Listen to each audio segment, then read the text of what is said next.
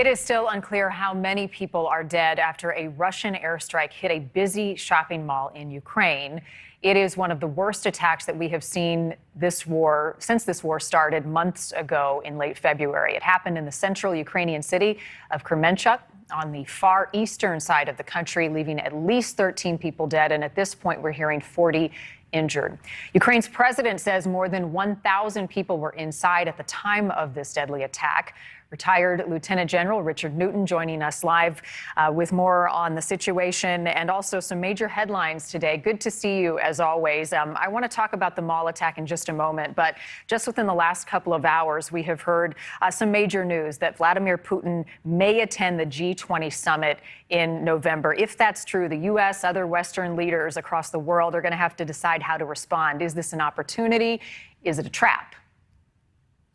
Well, good evening, Marnie. I believe it's probably both. It's an opportunity for Putin, and it could be a trap for the G20 leaders, certainly the West, the United States leading NATO and so forth. And so I can't verify that right now, but if those headlines are indeed true, it may be Putin planning on attending the G20. Whether or not he's allowed to attend the G20 is another thing. But nonetheless, this would be a major diplomatic move on his part, and it would be a trap. And it's not good news for the United States or for the West in that matter. Not to be trusted.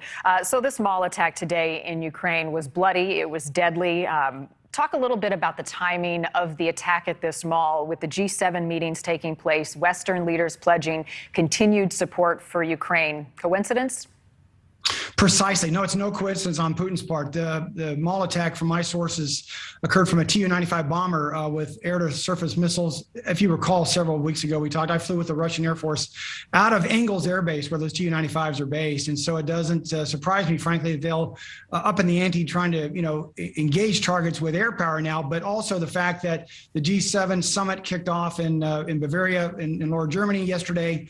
The fact that there have been very strong words against Putin and very strong communication regarding the unity of the G7. So again, it should not surprise us that Putin is trying to pull another arrow out of his quiver to try to not only perhaps influence his own people, but influence the West and certainly the G7 summit. Well, and this, General, is just another example of what is considered a non-strategic target. I mean, what does it get you? It's civilians, and we're seeing this at more and more places. So the mall is one. We've been seeing these attacks at schools, at businesses, at apartments and homes. We have some video of some of the damage that we've seen just in the last couple of days in the city of Kyiv. Talk about what this tells us about the Russian military strategy at this point to go after these types of targets with innocent people. Well, Marty, we've been talking about Ukraine since the invasion occurred on the 24th of February, and we've talked at length about atrocities and genocide and so forth. Putin now has a new lineup of general officers under his command that are now leading the invasion. Right now, the Russians are beginning to get a little bit of momentum, especially in the east. There are diplomatic efforts, as we've seen with the G7 occurring on Sunday and now through Monday and so forth. And there's going to be a NATO summit in Madrid at the end of this week. So, of course, he's going to try to influence the battlefield, but also try to influence the fact that he has strength, the fact that he will use any means to destroy Ukraine, and the fact that he won't let up on the genocide or the atrocities and so forth. There is absolutely no reason for him to go after this target, as we see here right in front of our view, innocent civilians in a mall. That's horrendous. And so it should not surprise us, but it should also, in my view, and I think it will, unify the West again at a point when perhaps we're coming up with a bit of what I would call Ukrainian fatigue, perhaps, as we go through the summer, as we're facing perhaps a recession at the end of this year. Gas prices are up, inflation and so forth. Well, and you hear continued support from the West is coming. We're already starting to see it, planning to send more medium to long-range missile systems to Ukraine. This is very specific surface-to-air missiles. Talk to us about the capabilities and what that will do to help the Ukrainian forces fight against all of the destruction that we're seeing happening.